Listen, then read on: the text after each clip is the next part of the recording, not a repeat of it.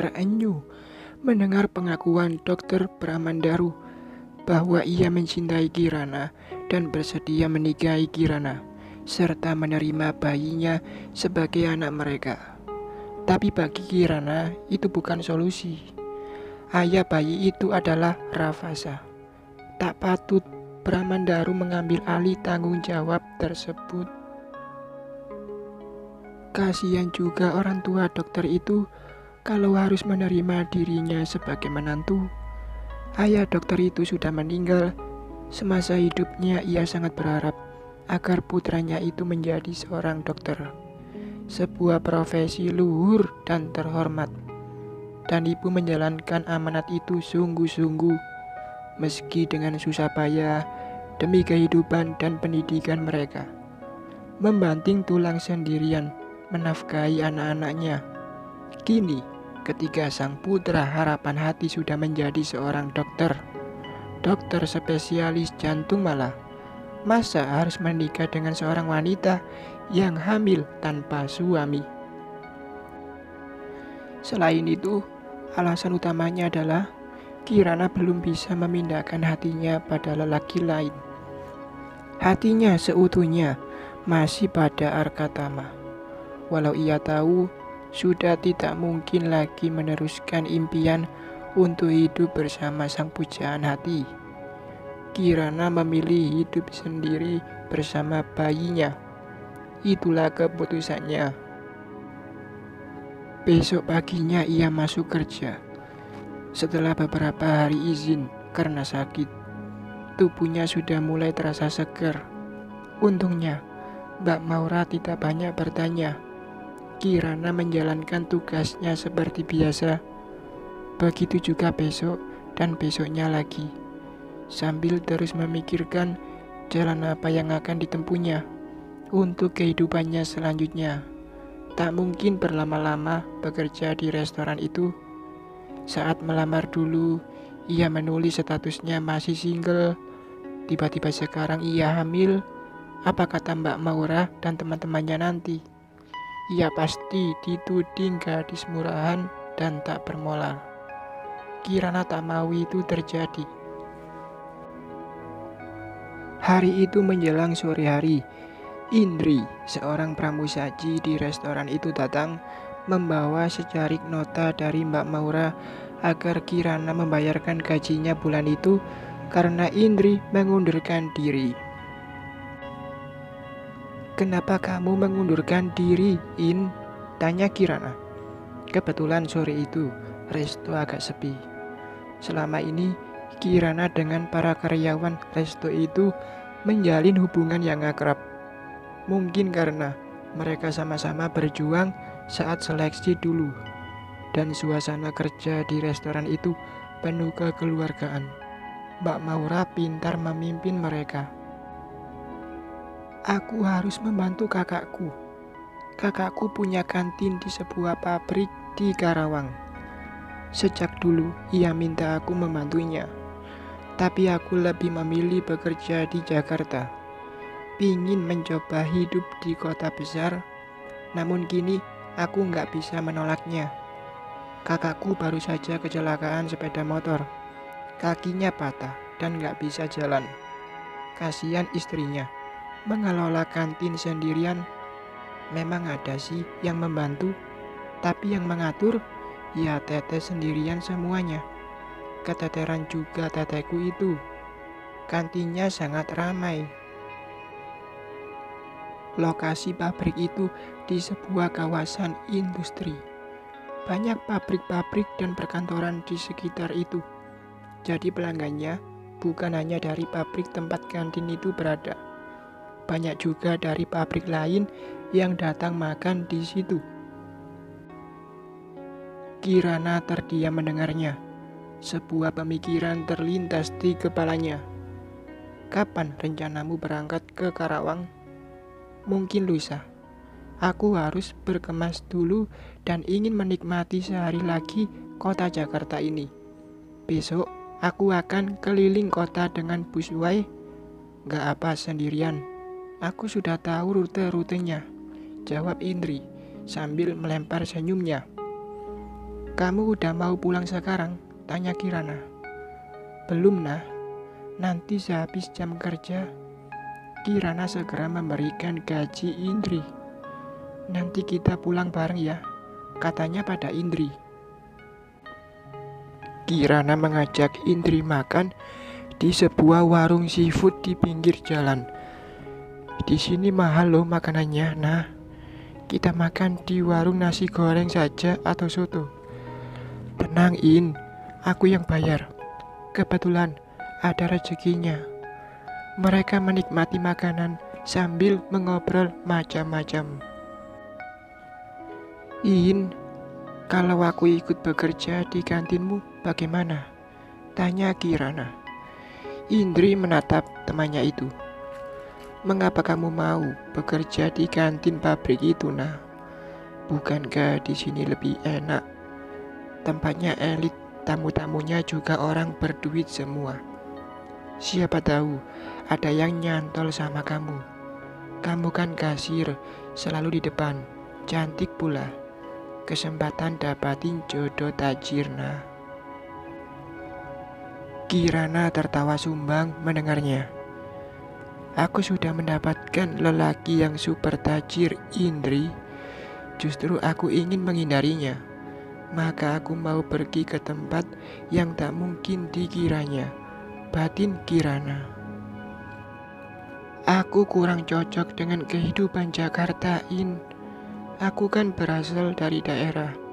Aku rasa Karawang tidaklah seramai Jakarta. Lagian aku kerja bukan untuk cari jodoh, tapi untuk cari duit. Indri tertawa mendengarnya. Indri melihat Kirana punya nilai plus dibanding mereka karyawan lain di restoran itu.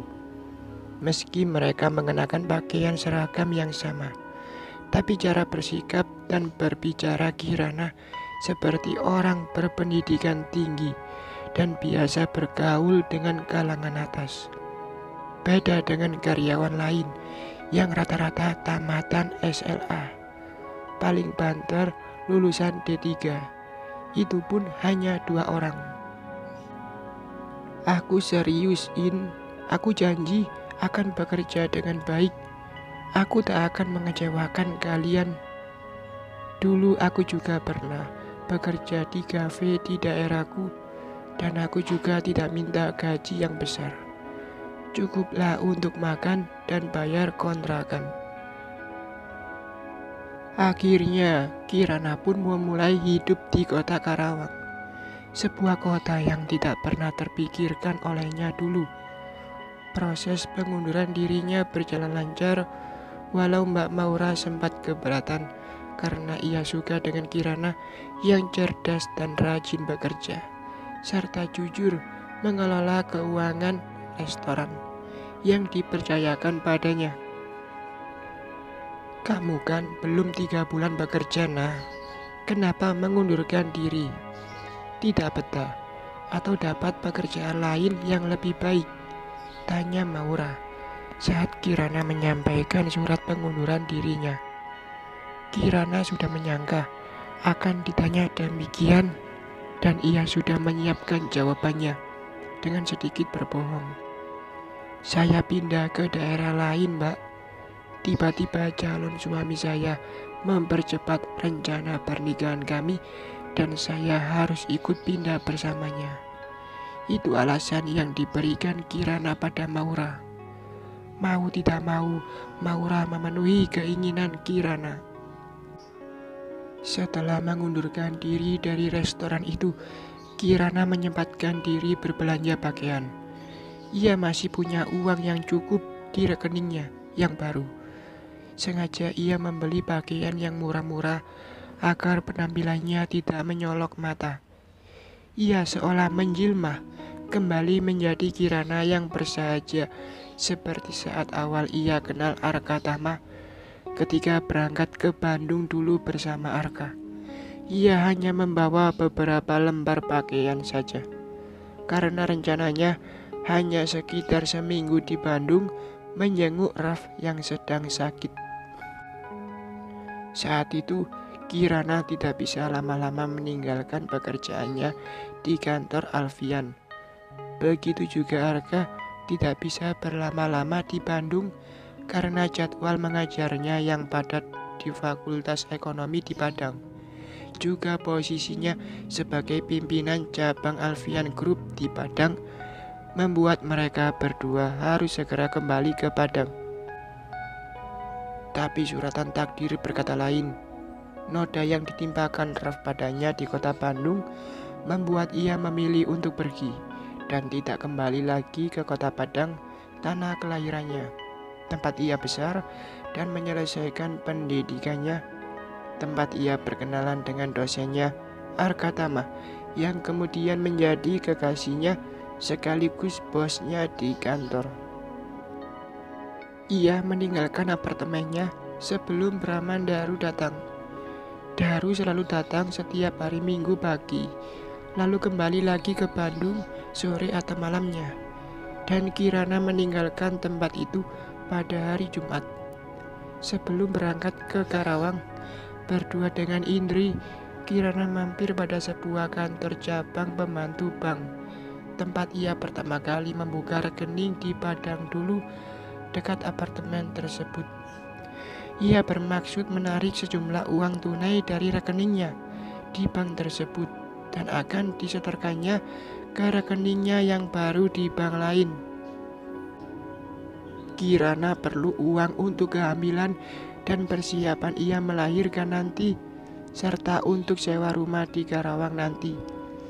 Kirana merasa bahwa rekeningnya itu tetap dipantau oleh Arka untuk mengetahui keberadaannya. Mungkin ia bekerja sama dengan seseorang di bank tersebut.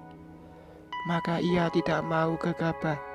Sebelum ke Karawang, dipersiapkannya sejumlah uang untuk biaya hidupnya serta biayanya melahirkan nanti.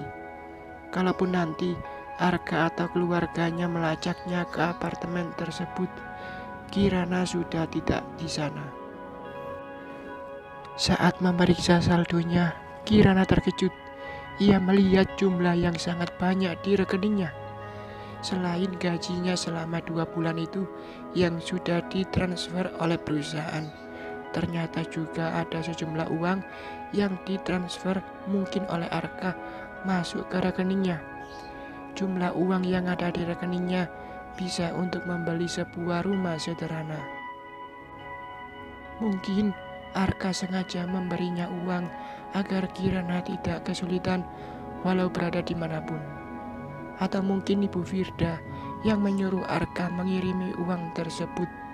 Entahlah, tapi Kirana hanya mengambil sedikit saja, sekedar persiapannya periksa kehamilan dan biaya persalinan nanti. Meleleh air matanya. Ternyata Arka atau keluarganya masih memperhatikan dirinya. Tidak dapat menemukan keberadaan Kirana, maka mereka mengiriminya uang agar ia tidak kesulitan dimanapun ia berada. Terima kasih Tuhan. Kirana diterima dengan baik oleh keluarga kakaknya Indri, AA Irwan dan Teh Elis. Mereka senang kantin mereka sekarang diurus oleh Kirana dan Indri yang sudah berpengalaman mengurus kantin. Jadi tugas Teh Elis tak begitu berat, sehingga ia bisa punya banyak waktu mengurus AA Irwan yang harus rutin terapi untuk kesembuhan kakinya. Kepada keluarga itu Kirana berterus terang bahwa ia sedang hamil. Kok Mbak Maura mau menerima kamu, nah? Kan salah satu persyaratan bisa diterima adalah belum menikah.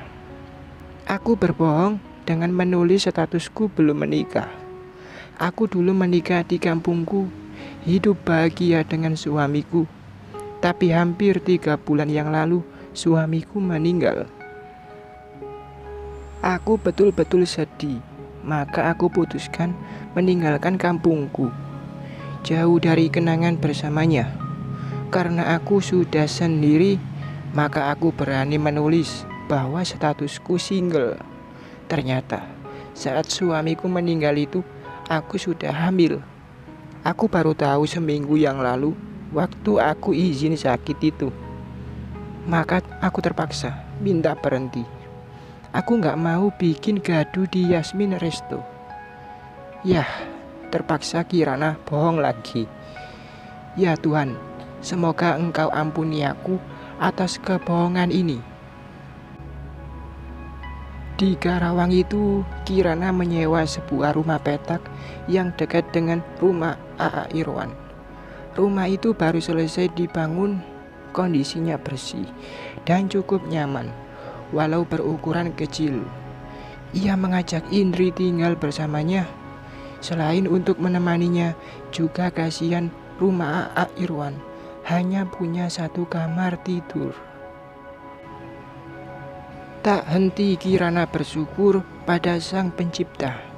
Kendati bertubi cobaan menimpanya, tapi Allah mudahkan juga jalan hidupnya. Resign dari Yasmin Resto, ia diterima di kantin keluarga A.A. Irwan. Keluarga itu pun menerimanya dengan sangat baik. "Kamu bisa menyetir mobil, nah?" tanya Irwan. "Bisa, A. Saya punya SIM A dan SIM C," jawab Kirana. Beruntung dulu Kirana menuruti anjuran Arka untuk ikut kursus menyetir mobil semasa masih di Padang dulu untuk memperlancar menyetirnya. Kalau ia bepergian berdua dengan Arka, maka Arka menyuruh Kirana yang menyetir. Bahkan dulu Arka sudah berniat membelikannya sebuah mobil, tapi Kirana menolaknya. Nanti saja kalau sudah menikah. Begitu alasan Kirana waktu itu. "Kalau begitu, kamu bawa saja mobil ini. Jadi kalian tidak repot membawa barang dengan angkutan umum." Kirana dan Indri setuju. Namun saat hendak berangkat, sekilas Kirana melihat pandangan tidak suka dari Teh Elis. Semoga aku salah lihat, batin Kirana sambil melajukan mobil bak terbuka itu menuju pasar. Kirana membeli kasur untuk ia berdua dengan Indri, lemari pakaian, kulkas kecil, mesin cuci, serta beberapa peralatan masak, peralatan makan dan minum, peralatan mandi. Ia juga membeli sebuah karpet untuk dibentang di ruang tamu, karena Kirana tidak mau membeli kursi tamu. Ia hanya membeli sepasang kursi teras berikut meja kecilnya. "Banyak duit kamu, nah. Segala dibeli," komentar Indri. "Ada sedikit tabungan, In. Peninggalan suamiku dulu. Perabotan ini kita butuhkan untuk sehari-hari kita nanti." Ingatan Kirana melayang pada Arka. Dulu saat ia membeli perlengkapan untuk kamar kosnya di Padang, ia kehujanan dan berteduh di halte. Saat itu Arka Tama, dosen yang selalu melihatnya dengan pandangan remeh, melintas. Mungkin kasihan melihat Kirana dengan belanjaan seabrek berteduh di halte.